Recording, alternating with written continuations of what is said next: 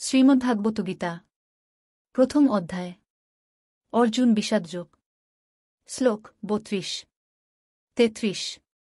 ৩৪, ৩৫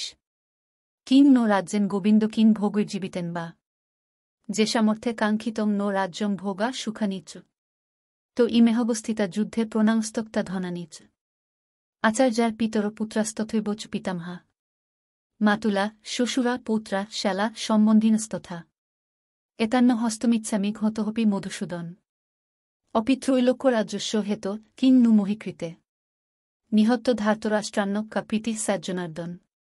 অনুবাদ হে গোবিন্দ যাদের জন্য রাজ্য ও সুখভোগের কামনা তারা সকলেই যখন দেখছি এই রণক্ষেত্রে আজ উপস্থিত তখন আমাদের রাজ্যের কি প্রয়োজন সুখভোগ বা জীবনধারণেরই বা কি প্রয়োজন